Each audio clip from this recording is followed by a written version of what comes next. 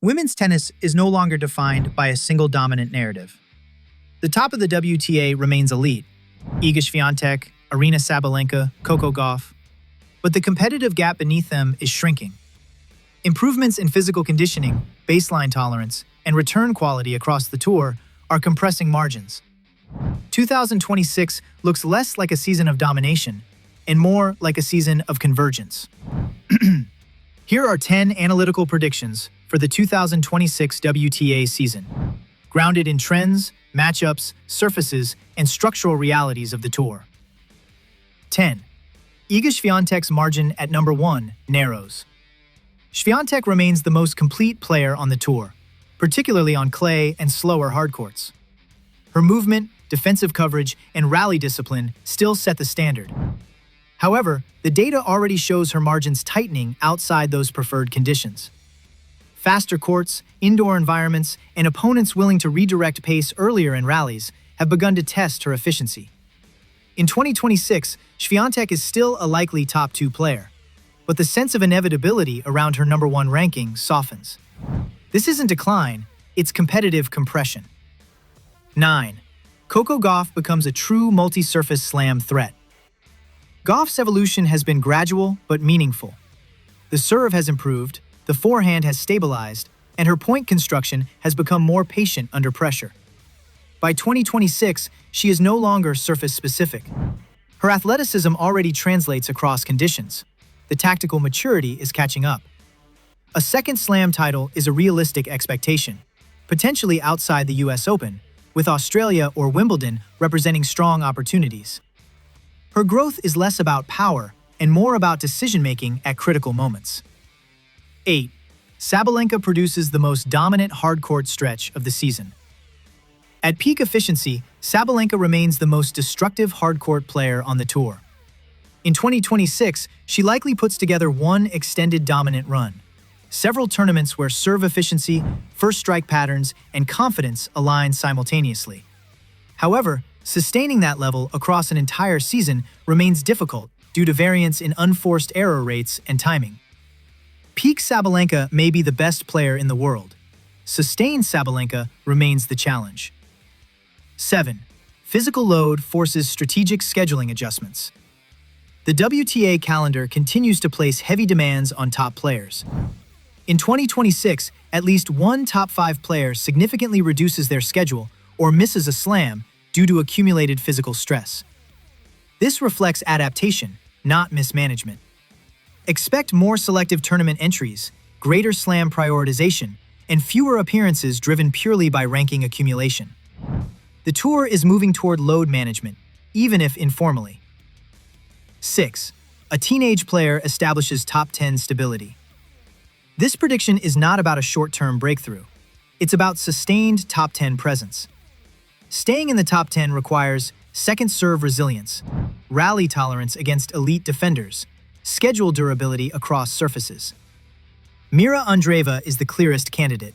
Her mechanics scale well, her timing absorbs pace cleanly, and her decision-making continues to mature. The swing factors for 2026 are second serve protection and closing tight matches. If those improve even marginally, her ranking floor rises sharply. Brenda Fruhvirtova fits the profile if serve development accelerates. Her baseline structure is already sound. Converting that into free points under pressure is the next step. Elena Korneeva is another fast mover candidate. Players with compact technique and early ball timing tend to scale predictably once physical strength increases. Young but not teenage names like Linda Noskova and Diana Schneider remain close enough to the curve to push into top 10 conversations if consistency improves. The key point: in 2026, the teenager who succeeds won't be the flashiest. It will be the one whose worst tennis is still good enough to make quarterfinals. 5. Elena Rybakina's ceiling remains health-dependent.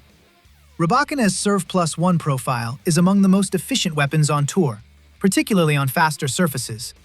If her health stabilizes across the 2026 season, a slam title is a high-probability outcome. Her issues are not matchup-based, they are availability-based. When present, she beats elite opponents consistently. When absent, momentum resets. her season outcome depends more on continuity than form. 4. Two first-time WTA 1000 champions emerge. This is one of the most structurally predictable outcomes on the modern WTA. WTA 1000 events combine deep fields, surface variability, dense scheduling, fatigue among top seeds. In 2026, at least 2 players win their first WTA 1000 titles. Strong candidates include Ludmila Samsonova, particularly on fast hard courts; Marta Kostyuk, whose athleticism and improved structure scale across surfaces; Ekaterina Alexandrova, whose flat pace and serve thrive indoors; Diana Schneider, if lefty patterns and confidence align; Beatriz Haddad Maia, if health allows sustained momentum. First-time 1000 champions usually emerge not because they become the best player, but because conditions amplify their strengths over a 7-match run. This is structural, not random. 3. A former Slam champion drops outside the top 15. As rally tolerance improves across the tour, players relying on earlier power-based advantages face increasing pressure. In 2026, one former Slam champion slips outside the top 15 due to declining consistency rather than collapse. Early round resistance increases, margins tighten, and younger opponents bring fewer unforced errors. The WTA rewards adaptation, not reputation. 2. A repeatable rivalry emerges.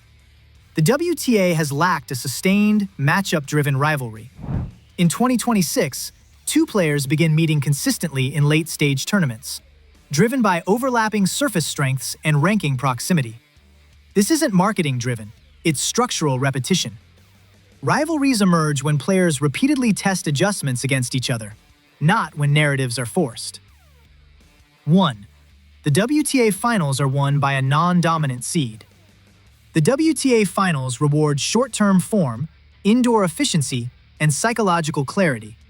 In 2026, the title goes to a player outside the top 2 seeds, reflecting parity at the top and the advantages of tactical discipline in condensed formats. This result reinforces the broader trend. Women's tennis is becoming less hierarchical and more cyclical.